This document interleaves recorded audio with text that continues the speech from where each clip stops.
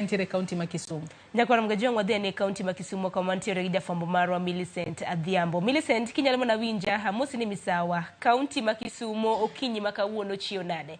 To janeno mago mag Ramogi kaunti ma Kisumu to wachango kaluore gi thoro wach mabende wantiere godo. Millicent.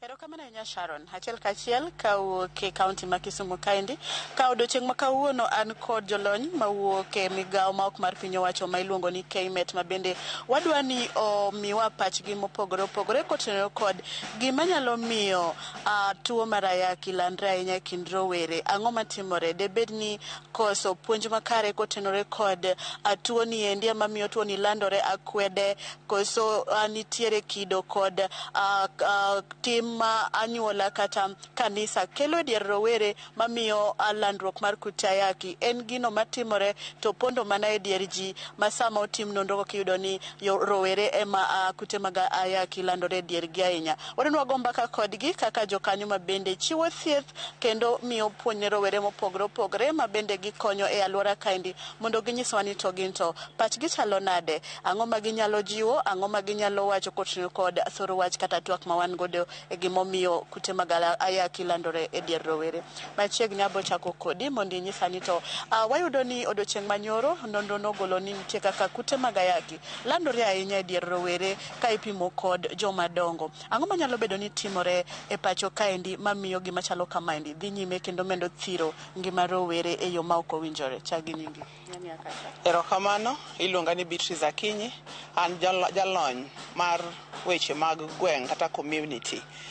Gima nyalo wacho e weche mag landruok mag kute mag ayaki e dier rowere en ni wan kaka jonyuol kata kaka jogweng' ok wasekawo makare kata motegno e yore mag puonjo rawere matindo gi weche mag anyalo wacho ni comprehensive sexuality, weche gi mag nyodo. Nikech ineno kiyudo ka nyathi matin kata nyako kosechopo chakre higni 10 nyaka 14 kata mana nyathi ma wuoyi, to janyuol okaw thuolo ne mondo okete piny mondo owachne ni sama koro intiere ni isechako bet ng'ama duong' monego bed ni ng'eyo weche mag kaka iritori kata kaka onego bed ni wadak. Tiyudo ka jonyuol samoro kawo wechegi to wene jooko ma samoro kuom nyithindo manyiri gin japiko kata joma moko ma oko ema puonjo nyathi. To seche ma gipuonjogi ni ok gipuonjgi e yore makare. And mane momiyo KMET kaka migawo ma ok ti gi sirikal osekawo thuolo ne motiego nyamreche more than 1,000 e gwenge ma watiye. Kendo nyamreche gi nigi teko koro manyalo puonjo nyithindo manyiri. Gipuonjo seche ma giwuotho e dhoudi kon gi koni, to ok nyithindo manyiri kende kata nyithindo ma yawuoyi. Iyudo ka nyamreche miyo gi tiegruok makare kuom mag ginyalo puonjo nyithindo ma gin chakre higni 10 nyaka higni 24 ka gipuonjo gi e safe spaces kama gin e thuolo ma ginyalo wuoyi. But wadwa ni kaka jogweng' ok en nyamrerwa kende, jogweng' oting'o nyaka jokanisa. Magin jokanisa bonego kaw thuolo kata ka seche magipuonje kanisa sama gipuonjo youth kata gitiego youth nyaka giwach weche moko mag giwuog oko mondo giwach weche moko mag tiegruok mag comprehensive sexuality mondo nyithindo ng'e ni wach ni ok wache kende e ot, ok wache gi nyamrerwa kende, tiwache nyaka e kanisa kama ler mondo ging'e kaka gidak kendo kaka digiritre. Gimoro kendo ma nyaka watiek e gweng'wa kae ma KMET be osebedo ka puonjo gin weche mag akweda, stigma. Waweuru keto akwede weche mag ayaki, akwede weche moko mag terruok, akwede e weche moko mag yudo iye machon ma ok opangi. Mae gima dawach ni wanyalo timo, to mae nyalo duoko weche mag kute mag ayaki e kind nyithindo. Erokamano. Machiegni nyalo mede ang'o kotenore gi wachno endi? Wawa makni. Erokamano. Iluonga na Dhola Joshua, atiyo migawo mar KMET. Kadwa medo matin e gima nyamera Beatrice osewacho. Adiera joma tindo gin joma onego bed ni wuoyogo, to onego bed ni miyo gi nafas mar wacho pachgi ma giparo. Koro kaka nosewuoyo, nitie kuonde mang'eny ma nyithindo matindo kata rowere matindo gi wanyalo yudogie. Achiel mosewacho ni e kanisa ma ji dhiye. Kanisa mang'eny ma ji dhiye nitie rowere matindo. To gik ma wapuonjore e kanisa bende nitie sama wanyalo wacho ni joma tindo gi kata rowere gi ogoye mbaka e weche mag ayaki. Samoro ibiro yudo ni mano onge. Mar ariyo en weche mag akwede mosewacho. Akwede sani yudo ni ok ochal kaka ne entiere chon. Samoro osedok piny. En nikech ji muonyo yath kaka osewach, ji neno ni samoro en kawaida. Koro weche mag akwede ma wacho sani en ni samoro ok ogeng' ji ahinya, to en ni pok wachiwo nafas ma joma tindo gi nyalo wacho gima nie pachgi. Koro wamiuru joma tindo nafas e kanise, e skunde kuonde ma gintiere. Samoro wach mar gima iluongo gi kisungu ni comprehensive sexual education. Samoro jing'iya ni en puonjo nyithindo matindo timbe maricho. To ka nyathi pok opuonj gigo kotin, to kobedo ng'ama duong' to biro wacho gi nadi. Koro adwa kwayo jonyuol, adwa kwayo jopuonj, adwa kwayo joma nie sirikal ni weche ma biro miyo weche mag ayaki dog piny e Kenya wa kae. To ahinya erewa mar Nyanza ka en ni mondo wabed thuolo e wechegi, wago mbaka gi nyithindwa, owe gigo mbaka kendgi gibende. En e skul, en e kanisa, en kamoro amora ma gintiere joma tindo gi omi nafas mondo giwach gima gidhi through. Mano e gima agombo mondo amed. Gimoro nitie ga kae ni tinde sana sana winjo ka chiwo seyo ahinya ne jonyuol. Nitie ka nyithindo manyiri jonyuol oketo gi pango nyuol. Ok puonjgi e yo ma ginyalo ritorego ga ayaki, ipuonjogi kaka gigeng' ich. To mae endi nyalo bedo kaka achiel kuom gigo manyayo tuo mar ayaki, ka janyuol neno mana ni nyathina kik nyuol chon lakini tuo koyudo to nyalo muonyo yath. Ma inyalo wachana. Erokamano ahinya. Gima daher wacho ewi wach mar ayaki, ok en ayaki kende. Ayaki ni biro gi gik mang'eny. To ahinya en wach mar nyithindo manyiri mako ich kapod gitindo kata kapod gin e skul. To en gima wasaneno katimre ahinya erewa ka, masani e Nyanza nyalo wacho ni en gima kawaida, ok e Nyanza kende to kata Kenya mangima. Weche mag nyithindo matindo mako iye kapod chon en gima koro osedhi malo. To ji nyalo kawe ni en gima kawaida, to ok en kawaida. Samoro nyako nyalo wacho ni ok omako ich, to en afadhali moingo koyudo ayaki. Ng'ato nyalo wacho ni afadhali oyudo ayaki to kik omak ich. Koro ka wawacho migawo ma wan go ni, ok en mana mar puonjo nyithindo kata rowere mondo gikom nyuol, nikech komo nyuol iwacho ni joma already osechako family. To ng'ama tin kidwa wacho ni okom nyuol, to be nyaka ipuonje weche mag geng'o kute mag ayaki mondo kik yude.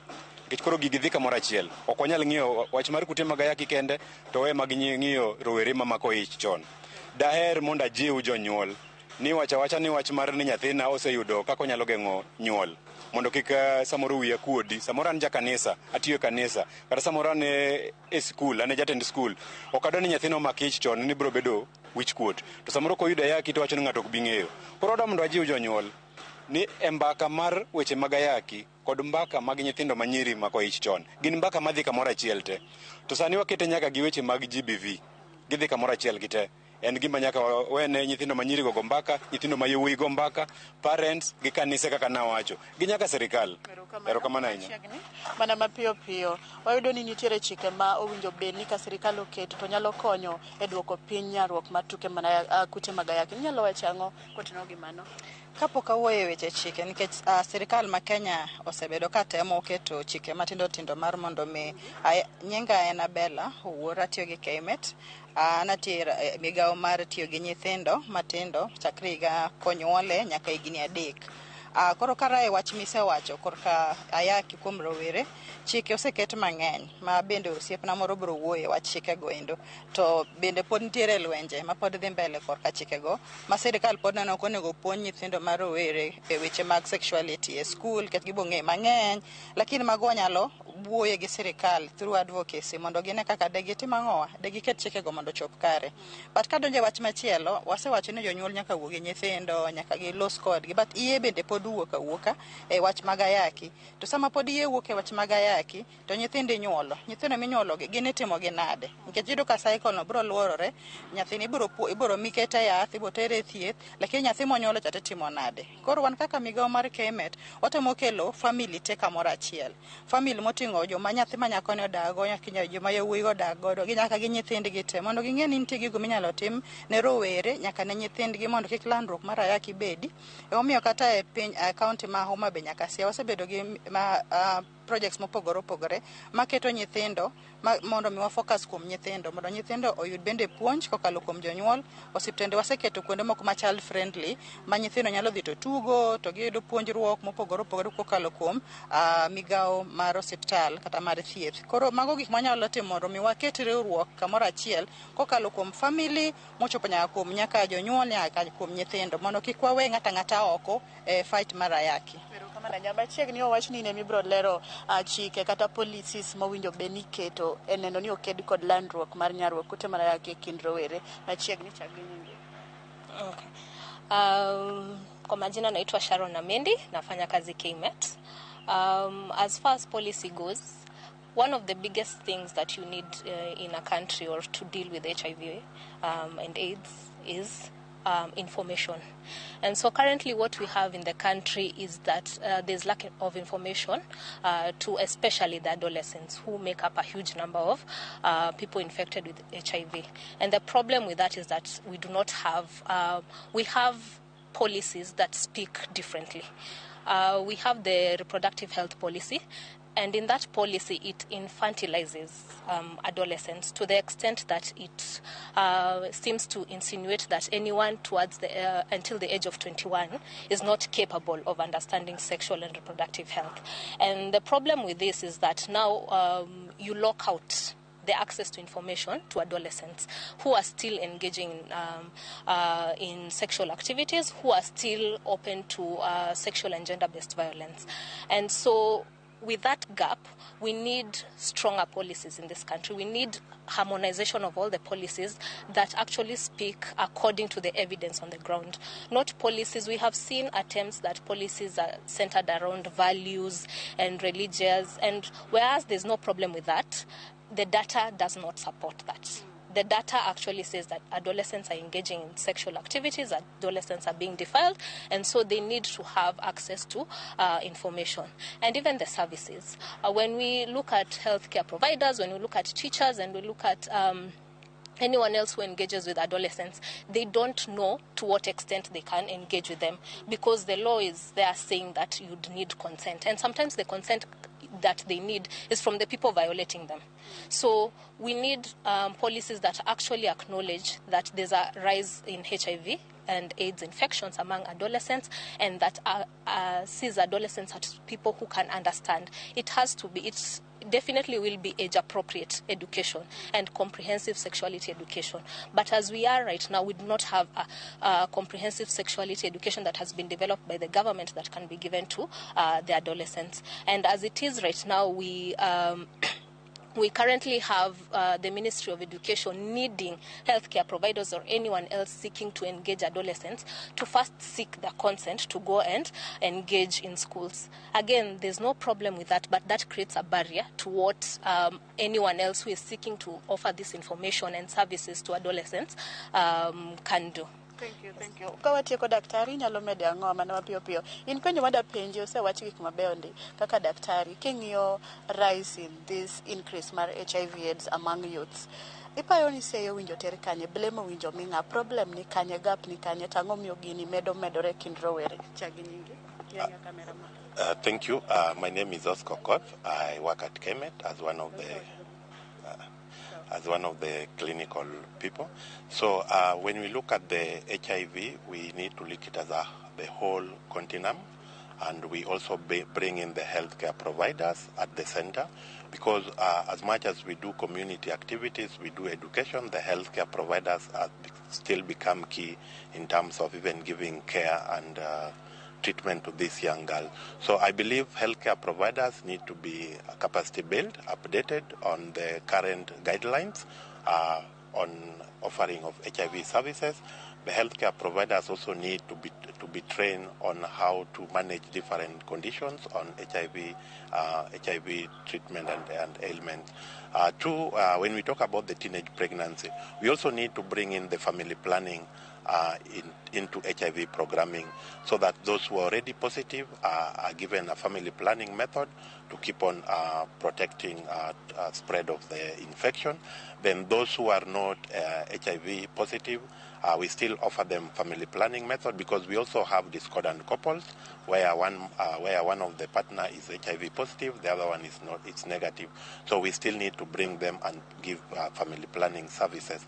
Again, when it comes to gender-based violence, health providers also need to be trained on how to handle these cases. As my colleague have just talked about the policy, they need to be trained, and this policy also need to be disseminated to healthcare providers so that they know on how to manage different cases. As much as we talk about consent signing, healthcare providers need to know the legal requirement from their end, so that this increase of HIV among youths, where do we throw the blame? Like who do we blame concerning this? Because we found out that nowadays youths are the ones that carry this burden. Like the number is high compared to adults. Who do we throw the blame to? The government? Is it the parents or these youths? It's a society issue, so we might not point blame to one person, but what is important is to give information, general information to the youth, whether they are in school, they are out of school, about HIV information and how the risky behaviors that when you engage into can expose you to getting HIV. So again, we also need to bring, apart from the girls, we just need to bring in the general youths, how in their safe spaces, keep talking to them, discussing about HIV, and for those that are already positive, then they are referred to healthcare centers for treatment. Those who are negative are also counseled on how to remain negative. Thank you so much. Mana kamano Sharon, iwinjo paro mopogore opogore mabende oting'o puonj gigo minyalo timo kenge minyalo kawe neno ni oket rowere machiegni ka inywako lwedo kamoting'o piny owacho, kamoting'o jonyuol, oting'o jopuonj, jogweng' nyaka jo kanisa mondo gineni wach mar landruok mar ayaki okedgo e yo makare ka giketo nyithindo machiegni. Ego kodgi mbaka kotenore kod gino manyalo miyo ayaki landre ahinya e diergi, mano gino mabende en wach terruok kata bedo achiel kapok sane mar bede kenyo chopo kata kapod otin to sama nyathi otimo kamano joko yankani ema miyo gichwanyore koryo moko mako iye to moko bende yudo kute mag ayaki. Koro iwinjo kanyo ko kwa jonyuol, jo kanisa, jogweng' kaachiel kod sirikal mondo ng'e kaka ginyalo nywako lwedo neno ni gikedo kod wach ni endi kanyachiel ka bende gigo mbaka gi nyithindo maonge luoro moro amora kotenore kod weche mag terruok kaachiel kod midhiero maginyalo yudo ponono gichako timo timbe makamago kapok higi ochopo higa madwarore. Ka kamano to aduoko ni studio mondo idhi nyime kod thor wach ma wan godo gi lak seche kan bende aringo medo kolo weche moko mopogore manien mabende ang'wa kele seche mag migago ka gikacha michwelo kodo imore. Sharon an kuomi. Erokamano ahinya Millicent, twak maliwa ahinya mabendi bagonwa e kaunti mano ma Kisumu. Kwaduoge studio koro Joyce dakika 39 tok saa 4 nek bedwa ka oyweyo. Wakawiyo madundo gi sani nyaka Ramogi Ajuanga med chwalo ote paro moramora wabro bedo kwa somogi tok yuyo mwaka gi sani kikidhi mabor.